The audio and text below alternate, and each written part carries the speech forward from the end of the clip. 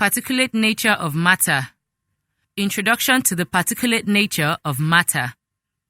Science is simply higher levels of observing the universe with our senses, like sight, hearing, smell, touch, and taste. If we look at the world around us with the intent of understanding it, then we begin to observe patterns and structures. Those patterns and structures are what science is all about. In this topic, we will be discussing how matter exists in sizes that are too tiny to be seen with the naked eye. Consider a tap that leaks only one drop every 2 seconds. A bucket placed under the tap would get filled in a few hours. Therefore, the full bucket of water is made up of tiny drops. Now, if you dab your finger with a wet cloth, how many drops of water do you think you have on that finger? 1, 2, or half? There are definitely sizes of water smaller than a drop. Atoms and molecules. The composition of matter can be described in 2 ways. 1. The size of matter. Matter is made up of atoms and molecules. 2. Nature of the unique properties.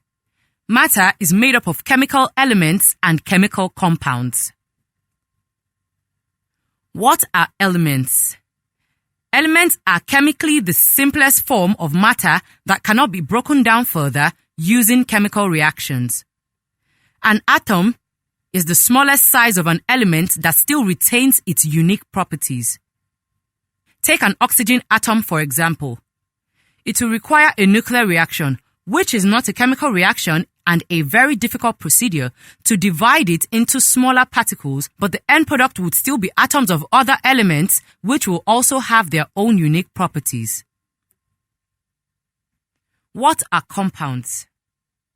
Compounds are a combination of 2 or more elements. They also have unique properties, and their smallest size come in the form of molecules.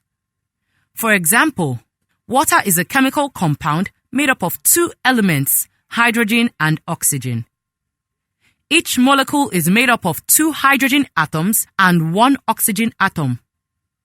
If the compound is chemically broken down, it is no longer water and it will no longer have the properties of water. Instead, it will have the properties of the individual elements, that is, oxygen and hydrogen. The structure of an atom. Though atoms may be the smallest representation of an element, they can still consist of smaller parts. Atoms are made up of protons, electrons, and neutrons.